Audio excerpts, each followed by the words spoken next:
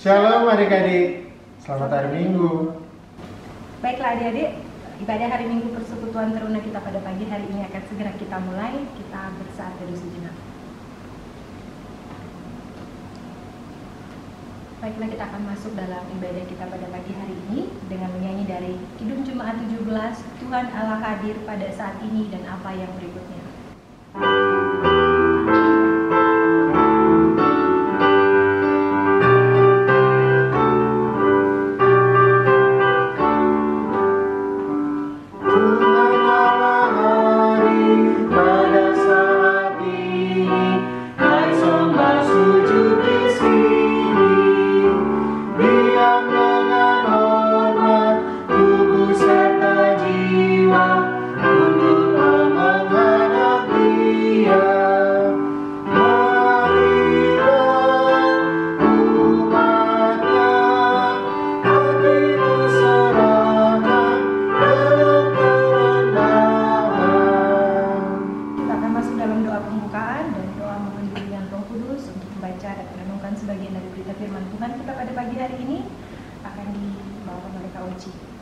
Baik adik-adik, mari kita satu dalam doa.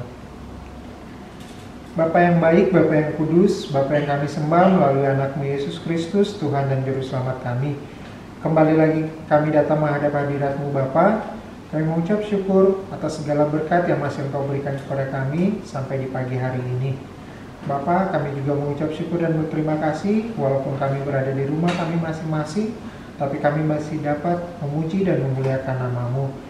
Dan pada pagi hari ini juga Bapa, kami akan membaca sedikit daripada kebenaran berita firman-Mu Bapa. Kiranya Roh Kudus-Mu mau hadir di tengah-tengah kami kekelayan yang ada saat ini, dan juga adik-adik yang saat ini mengikuti ibadah di rumah masing-masing. Biarlah Roh Kudus-Mu menuntun kami, agar pembacaan kebenaran berita firman-Mu ini dapat kami pegang dalam kehidupan kami selama sepekan. Berfirmanlah ya Bapa, karena kami anak-anak-Mu telah bersedia untuk mendengarkannya. Haleluya, amin.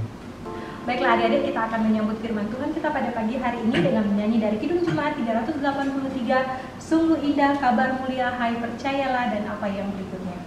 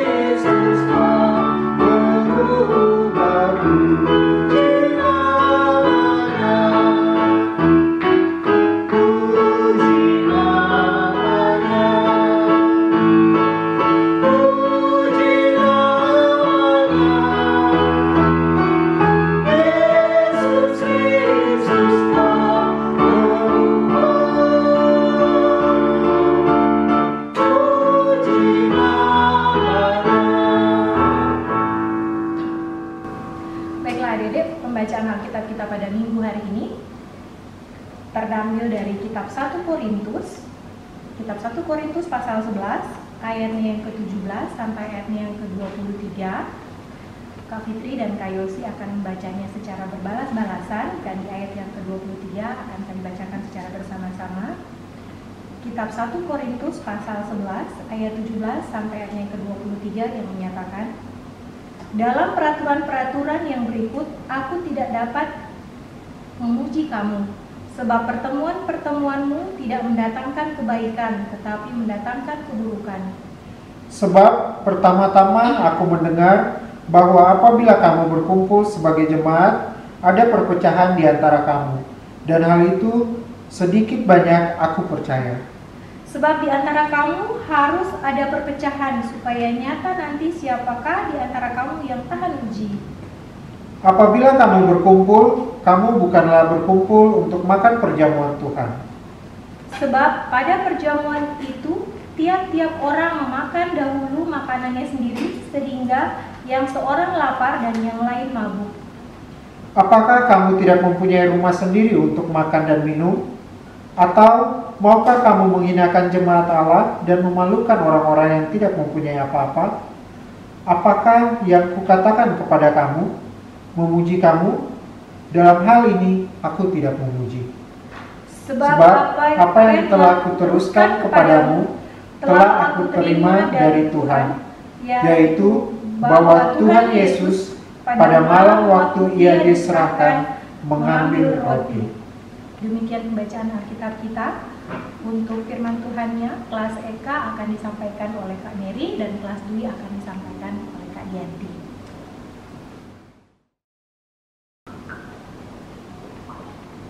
Salam adik-adik. Pagi ini kita membaca firman Tuhan dari 1 Korintus 11 ayat 17 sampai 23. Minggu yang lalu adik-adik masih ingat nggak bacaan minggu lalu juga dari kitab Korintus, tapi adik-adik tahu nggak pasal berapa? Nah, pasalnya yang keempat ayat 6 sampai 13. Adik-adik kekasih, adik-adik sudah dengar tentang Korintus, di mana kota ini adalah kota pelabuhan dan kota industri. Minggu yang lalu sudah dibahas bagaimana kehidupan orang-orang di kota Korintus tersebut, baik kehidupan sebagai warga yang belum percaya kepada Tuhan maupun sebagai warga yang sudah menerima Tuhan Yesus sebagai juru selamatnya. Nah, di kota ini penuh dengan berbagai macam kesibukan. Minggu yang lalu mungkin sudah dibahas secara detail oleh kakak-kakak yang membawakan firman. Nah, minggu ini kakak akan bercerita tentang bagaimana kehidupan jemaat Korintus ketika berada dalam situasi perjamuan makan. Seperti yang sudah kita ketahui, jemaat Korintus adalah salah satu jemaat yang sangat diberkati oleh Tuhan. Jemaat ini adalah jemaat yang pertama didirikan oleh Rasul Paulus ketika dia melakukan perjalanan misinya yang kedua. Jemaat Korintus sangat diberkati oleh Tuhan dan Tuhan menganugerahkan berbagai macam karunia kepada jemaat ini. Namun adik-adik, sekalipun demikian, jemaat Korintus justru merupakan jemaat yang paling bermasalah dan paling menyedihkan hati Paulus. Kenapa? Karena jemaat tersebut sedang terjangkiti virus perpecahan. Nah, kita akan berbicara tentang perpecahan. Ada 3 bagian yang menyebabkan jemaat Korintus menjadi terpecah. Yang pertama, perpecahan yang terjadi sebagai akibat munculnya praktek pengkutusan atas beberapa pemimpin, sehingga jemaat tersebut terpecah menjadi beberapa golongan. Ada yang disebut golongan Paulus, yaitu orang-orang yang berpendidikan, orang-orang yang kaya. Sedangkan kemudian golongan Apolos, orang-orang yang di bawah itu, dan kemudian orang-orang yang golongan Kefas adalah orang-orang yang rakyat jelata atau orang-orang miskin atau budak-budak. Yang kedua adalah perpecahan terjadi sebagai akibat adanya kesombongan rohani. Nah, di mana jemaat yang memiliki karunia yang diberikan oleh Tuhan tadi itu merasa bahwa dia sangat rohani, bahwa dia diberkati Tuhan, berarti dia sangat rohani sekali. Jadi dia merasa dia lebih dari orang yang lain. Kemudian yang ketiga, perpecahan yang disebabkan oleh karena adanya diskriminasi sosial. Diskriminasi yang dimaksud adalah perbedaan antara orang yang kaya dan orang yang miskin. Jadi pemimpin-pemimpin di sana itu mendiskriminasi orang-orang. Jadi orang yang kaya berada di tempat yang lebih tinggi atau lebih bagus, dan orang-orang yang di bawah itu ada di tempat yang ditempatkan atau ditugaskan di tempat-tempat yang yang paling rendah lah. Nah, adik-adik, orang-orang kaya tersebut merasa mereka melebihi atau mempunyai segala-galanya, sehingga mereka merasa lebih pantas mereka ada di tempat yang lebih tinggi atau mendapatkan posisi yang lebih tinggi di dalam jemaat.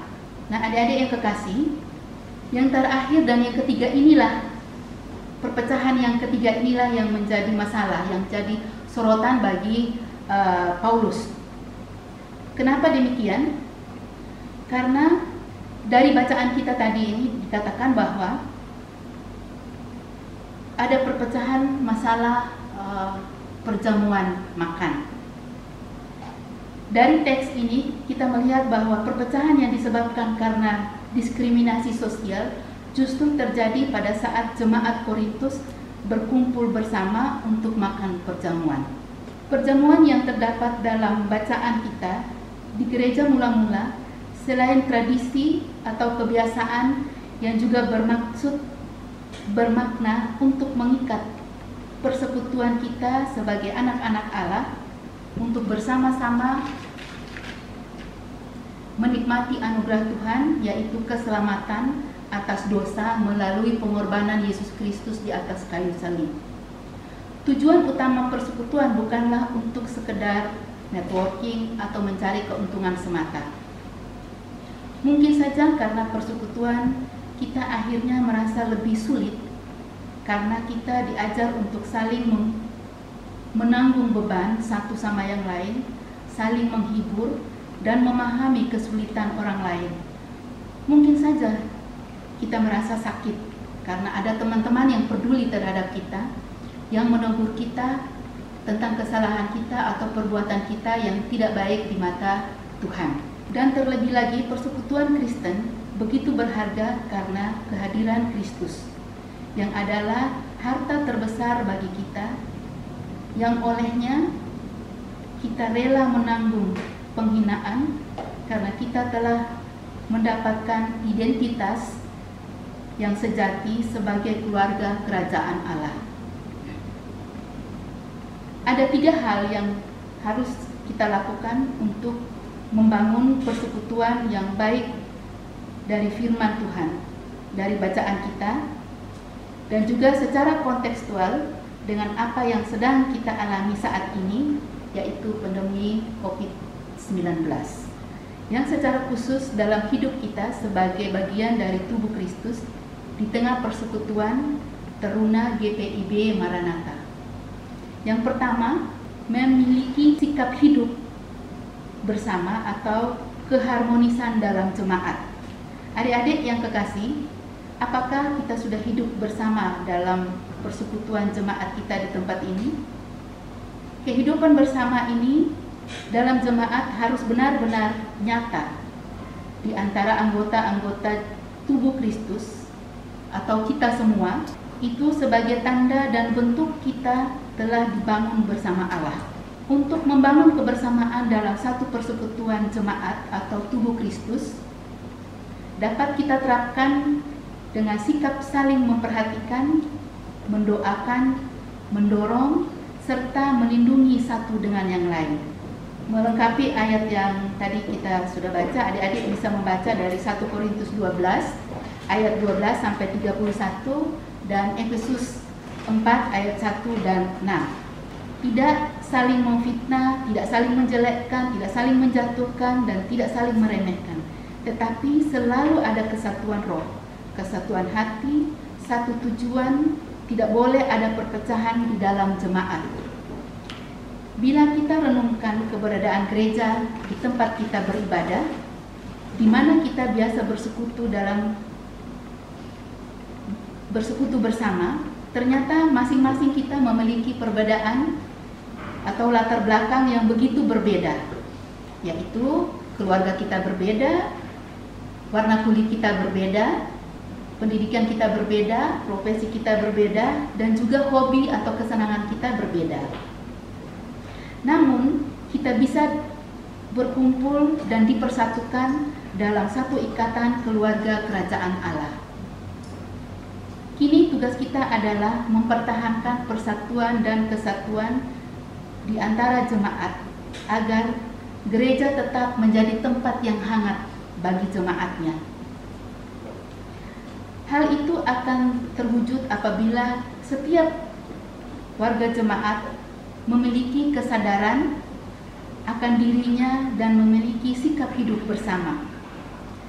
Gereja mula-mula adik-adik tidak hanya siap diajar, tetapi mereka mempraktekkan prinsip hidup bersama sebagai anggota keluarga Allah.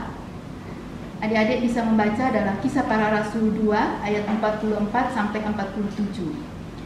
Sehingga tidaklah heran apabila tiap-tiap hari Tuhan menambahkan jumlah mereka dengan orang-orang yang diselamatkan untuk percaya kepada Tuhan Yesus Kristus. Ingat bahwa kita, saya, adik-adik, kakak layan, dan gereja dijadikan bagian keluarga Allah. Itu adalah yang pertama tadi. Kemudian kita masuk dalam sikap yang kedua, yaitu sikap siap menjadi berkat, bukan menjadi batu sandungan. Adik-adik yang kekasih, kita sebagai jemaat Tuhan dalam membangun kebersamaan dalam tubuh Kristus, kita harus bangkit dan berubah dan siap menjadi berkat dan bukan batu sandungan. Perjamuan kasih dan perjamuan kudus bukan sekedar diperingati dan dirayakan tanpa ada arti dan maknanya dalam diri kita. Kita harus menjadikan pertemuan ibadah kita, baik yang ritual maupun yang aktual, sebagai kesempatan untuk mengambil komitmen baru dalam hidup kita sebagai umat pilihan Allah dan sebagai bagian dari anggota tubuh Kristus, untuk memberikan hidup kita menjadi berkat dan bukan menjadi batu sandungan. Oleh karena itu adik-adik, untuk mencapai kebersamaan dalam persekutuan kita di tengah gereja atau kehidupan sebagai anak-anak Tuhan ini, mari kita bangun sikap hidup yang siap menjadi berkat dan bukan menjadi batu sandungan yang mendatangkan dosa bagi orang lain atau bagi kita. Kemudian yang ketiga, siap mengatakan atau menyatakan kasih. Kasih yang bijak tidak berhenti dalam pikiran. Yang ketiga, siap mengatakan dan menyatakan kasih. Kasih yang bijak tidak berhenti dalam pikiran kita, tetapi kasih merupakan bentuk ungkapan yang paling dalam dari kepribadian sekaligus hubungan pribadi yang paling akrab atau paling dekat. Kasih tidak mementingkan diri sendiri atau tidak egois, tetapi kasih mengutamakan kepedulian terhadap sesama, dan kasih bertolak belakang dengan sikap egois. Beberapa ayat Alkitab tentang orang-orang yang bersikap egois. Yang pertama, tidak mengenal kasih pada sesama. Padahal dalam Matius 22 ayat 39, Tuhan mengatakan bahwa Tuhan ingin umatnya saling mengasihi satu dengan yang lain. Kemudian yang kedua, egois tidak murah hati. Perbuatan egois sama halnya dengan perbuatan yang jauh dari murah hati. Padahal buah roh mengajarkan supaya umatnya selalu berbuat murah hati terhadap sesama. Kemudian yang ketiga, tidak setia. Tidak setia, jadi orang yang egois itu pasti tidak setia, terutama tidak setia pada perkataan hatinya. Jadi egois merupakan salah satu bentuk perbuatan yang tidak melakukan perbuatan buah roh. Yang keempat, egois tidak rendah hati. Jadi egois orang yang tidak rendah hati, jadi yang selalu mementingkan diri sendiri, merasa lebih hebat daripada yang lain. Nah, adik-adik dapat membaca dalam Amsal 18 ayatnya yang ke-12. Karena itu, jika ingin mendapat rasa hormat dan kebaikan, jangan bersikap egois dan jangan bersikap sombong. Yang kelima atau yang terakhir, egois jauh dari damai sejahtera. Jika ingin mendapat damai sejahtera, umat Kristen harus menjauhkan diri dari sikap egois dan ganti dengan perbuatan yang baik yang mengasihi sesama dan menyenangkan hati Tuhan. Kasih mengajarkan umat Kristen untuk mementingkan kepentingan orang lain di atas kepentingan pribadi. Kristus dalam Matius 22 ayat 34 sampai 40, adik-adik bisa membacanya. Tuhan Yesus meringkas tugas orang Kristen dengan hukum kasih, yaitu kasih kepada Tuhan, kasih kepada diri sendiri, dan kasih kepada sesama. Adik-adik yang kekasih, kasih yang bijak jangan berhenti dalam pikiran kita. Oleh sebab itu, marilah kita mengasihi dengan perkataan, dengan tindakan nyata, dengan perbuatan nyata, dan tindakan yang menyatakan kasih Kristus terhadap kita. Untuk mengakhiri pembelajaran kita terhadap firman Tuhan pagi ini, kakak akan membacakan satu ayat dari 1 Yohanes 3 ayat 18. Anak-anakku, marilah kita mengasihi bukan dengan perkataan atau dengan lidah, tetapi dengan perbuatan dan dalam kebenaran. Kiranya firman Tuhan yang sudah kita dengar diam dan tinggal di dalam hati kita masing-masing, dan kita dapat melakukannya dalam kehidupan kita sehari-hari. Tuhan memberkati kita. Amin. Baiklah adik-adik, untuk merespon firman Tuhan yang tadi sudah disampaikan oleh Kak Mary dan Kak Dianti, kita akan nyanyi dari Kidung Jemaat 436, Lawanlah Godaan, Selalu Bertekun, dan apa yang berikutnya.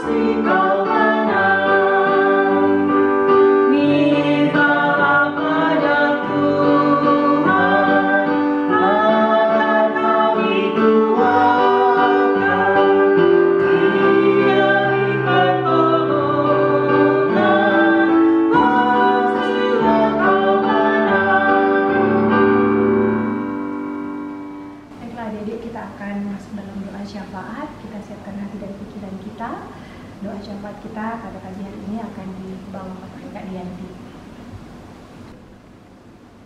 Bapa kami yang ada di dalam surga, terima kasih untuk firman Tuhan yang sudah kami dengar di pagi hari ini dari 1 Korintus 11 ayat 17-23. Biarlah kami boleh belajar untuk menjadi pribadi yang tidak egois dan serakah, tetapi ajar kami Tuhan untuk memiliki sikap yang baik, sikap yang lemah lembut, ramah, serta memberi kepada orang-orang yang membutuhkan ya Bapa. Terlebih khusus ya Bapa, pada pagi hari ini kami mau berdoa ya Bapa buat para hamba-hamba-Mu yang boleh menyampaikan berita firman Tuhan melalui media online di minggu pagi ini. Tuhan berkati mulut bibir mereka, Tuhan berkati kehidupan mereka, dan biarlah apa yang boleh disampaikan oleh hamba-hamba-Mu di pagi hari ini Bapa dapat memberikan pertumbuhan iman yang baik bagi jemaat yang boleh mendengarkannya. Kami berdoa buat pekabaran Injil di seluruh muka bumi ini ya Bapa. Biarlah kasih-Mu senantiasa menyertai para hamba-hamba-Mu yang Tuhan pakai untuk menyatakan kabar, berita, sukacita ini Bapa, sehingga banyak orang yang boleh diberkati di dalamnya dan boleh menyatakan iman percaya mereka hanya kepada Tuhan Yesus Kristus. Bapa kami yang ada di dalam surga, belajar dalam kehidupan yang Tuhan boleh anugerahkan bagi kami sampai dengan hari ini. Saat ini Bapa, kami mau menyerahkan keadaan bangsa dan negara kami, Tuhan. Terlebih khusus buat masyarakat di Nusantara ini, Bapa.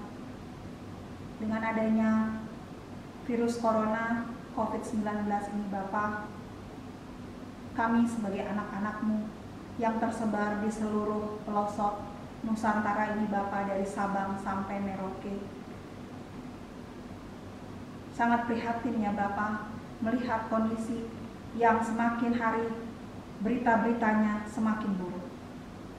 Tuhan, kami mau menyerahkan negeri kami yang tercinta ini, Bapa, terkhusus untuk para pemimpin kami, Bapak Joko Widodo bersama dengan Bapak Maruf Amin dan juga seluruh jajarannya, dan juga aparat keamanan, tim-tim medis kesehatan, dan juga ya Tuhan, orang-orang yang berhati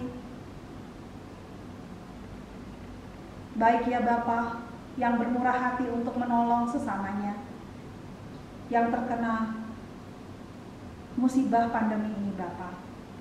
Berikan mereka kekuatan ya Tuhan untuk menjalankan tugas tanggung jawab mereka. Kami juga teringat akan saudara-saudara kami yang sakit akibat COVID ini ataupun yang sakit karena penyakit-penyakit yang lain. Tuhan, kiranya Engkau mau menjamah tubuh mereka yang lemah, sehingga Engkau memberikan kekuatan dan kesehatan serta kesembuhan bagi anak-anak-Mu ini, Tuhan, yang menderita sakit penyakit. Bapa kami yang ada di dalam surga, kami juga mau berdoa Tuhan buat setiap bangsa-bangsa yang mengalami hal serupa seperti bangsa dan negara kami. Biarlah Tuhan Engkau yang berdiri di atas setiap masalah-masalah kami. Kami mohon Tuhan, kiranya Engkau menjamah setiap bangsa-bangsa yang terjangkit sakit COVID Corona 19 ini, Bapa, supaya kami Tuhan semuanya dapat dipulihkan dan orang-orang yang sakit ini Tuhan dapat disembuhkan, dan kami semua dapat menjalankan kembali kehidupan kami seperti sedia kala. Ya Tuhan, begitu besar harapan kami Tuhan untuk segera pulih Tuhan dari keterpurukan dalam kondisi bangsa dan negara kami yang sampai sekarang ini Tuhan masih berjuang melawan virus ini, Bapa. Berikan hikmat dan kemurahan-Mu, Bapa, terkhusus buat kami yang ada di Pulau Bali ini, Bapa. Berkati Bapak Gubernur Bali kami, Bapak Wayan Koster, bersama dengan staf dan jajarannya ya Tuhan, yang turut menjaga kestabilan ekonomi yang ada di Pulau Bali ini. Tuhan tahu banyak saudara-saudara kami yang di PHK karena kehilangan pekerjaan mereka. Dan juga ya Bapak, buat orang tua adik klien kami yang mengalami hal serupa dengan orang lain, bahkan dengan kami kakak-kakak lain yang mungkin mengalami hal yang sama Tuhan. Tuhan, tolonglah kami supaya kondisi ini cepat membaik ya Tuhan. Berikan kami kekuatan, berikan kami ketahanan uji Tuhan, supaya kami bisa dan mampu menjalankan apa yang Tuhan percayakan bagi kami, sehingga kami masih bisa Tuhan menikmati anugerah yang Tuhan boleh berikan bagi kami. Walaupun nilainya sangat sedikit, tetapi kami percaya lewat hal yang sedikit itu Tuhan mau membuatnya besar. Bapa kami yang ada di dalam surga, kami juga mau berdoa ya Bapa buat gereja kami dan gereja-gereja di seluruh muka bumi ini.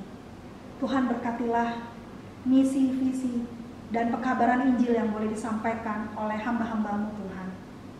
Biarlah kami semua di situasi yang seperti ini, kami boleh berapi-api di dalam Tuhan, kami boleh bersemangat di dalam Tuhan untuk menyatakan kuasa dan kasih Tuhan yang besar. Kami percaya Tuhan bahwa ada kegerakan-kegerakan yang besar di dalam gereja-Mu ini Bapa, sehingga banyak orang boleh melihat betapa Tuhan sungguh dahsyat, Tuhan sungguh besar. Tuhan itu adalah Tuhan dan Juru Selamat kami yang hidup dan berkuasa dalam kehidupan kami. Meskipun banyak orang yang mungkin hidup dalam ketakutan akhir-akhir ini, tetapi Engkau yang memberikan kami kekuatan untuk kami mampu memiliki pengharapan hanya di dalam Tuhan. Berkatilah setiap hamba-hamba-Mu yang boleh menyatakan firman Tuhan, meskipun bukan secara langsung melalui seminar-seminar, pertemuan-pertemuan atau ibadah-ibadah yang diselenggarakan di rumah-Mu yang kudus. Hanya dengan media online, media sosial, mereka pun dapat melakukan itu Tuhan. Biarlah jemaat boleh semakin dekat dengan Tuhan, dan mereka juga boleh mengambil bagian di dalam pelayanan ini Tuhan. Terkhusus buat gereja kami di GPIB Maranatha di Denpasar. Berkatilah setiap para pendeta yang boleh melayani Tuhan, baik pendeta organik maupun non-organik, yang boleh Tuhan percayakan untuk menyatakan firman Tuhan, memberitakan firman Tuhan secara live streaming di setiap hari Minggu, dan juga di ibadah-ibadah keluarga. Kami mohon Tuhan berkati mereka dan pekerjaan mereka, pelayanan mereka, bahkan dalam rumah tangga dan keluarga mereka masing-masing. Biarlah Tuhan pelihara mereka juga orang-orang yang terlibat di dalam pelayanan. Tuhan berkati mereka Bapa. Kami juga mau berdoa ya Bapa, buat setiap pelayanan yang kami boleh ikuti saat ini, baik yang mengambil bagian di dalam pelayanan liturgi maupun di dalam pemandu lagu, bahkan organis, dan juga bagian kameramen Tuhan. Biarlah semuanya boleh diberkati Tuhan, sehingga ibadah-ibadah yang berlangsung secara live streaming ini dapat memberkati banyak orang dan menjadi saluran berkat bagi sesama kami yang saat ini belum percaya, sehingga lewat ibadah-ibadah ini Bapa, mereka juga boleh diberkati dan percaya kepada Tuhan Yesus. Bapa kami yang ada di dalam surga, saat ini juga ya Bapa, kami mau berdoa buat persekutuan teruna kami.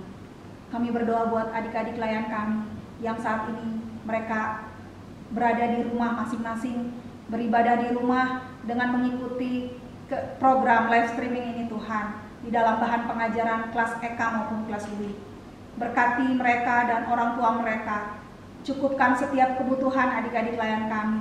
Berikan mereka hati yang mau, rindu dan selalu mau dibimbing, diajar dan dituntun oleh kebenaran firman-Mu, sehingga kehidupan yang mereka jalani benar-benar mereka jalani dengan hidup takut akan Tuhan. Jauhkan mereka dari pergaulan-pergaulan yang merusak, pergaulan-pergaulan yang buruk, yang mengakibatkan kerugian bagi mereka.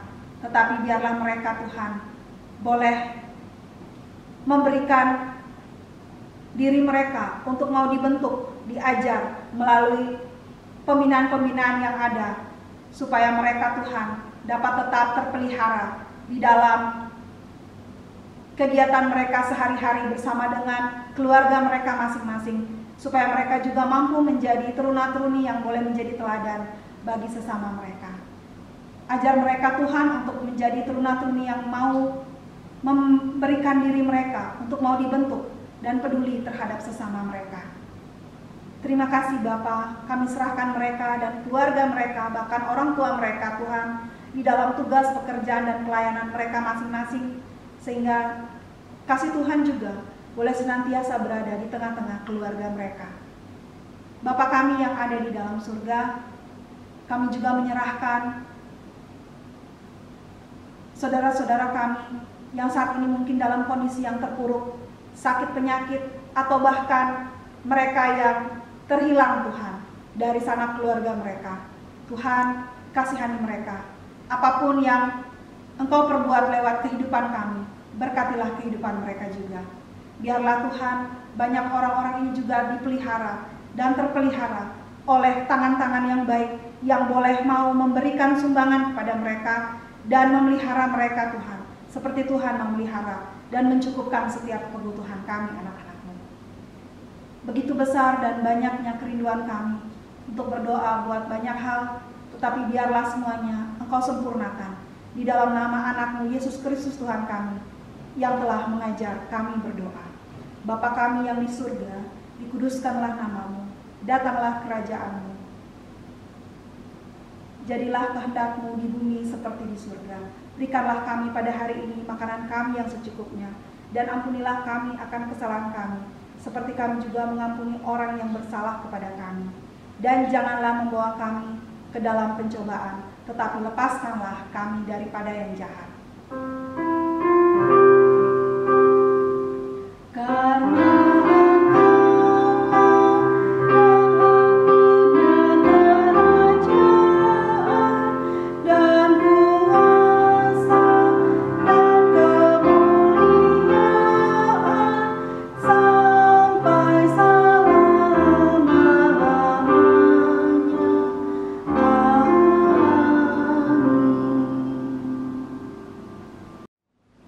Ya baik adik-adik, kita akan masuk dalam pengutusan.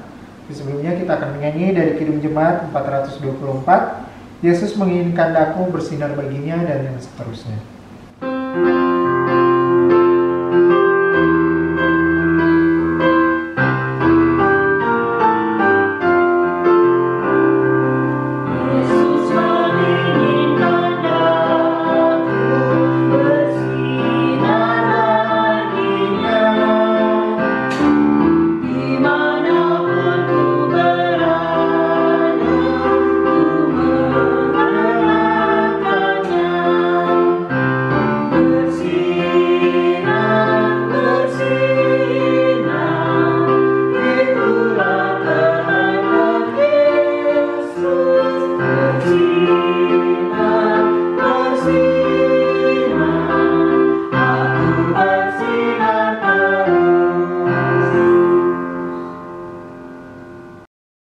Adik-adik, mari kita masuk dalam doa pengutusan dan doa berkat.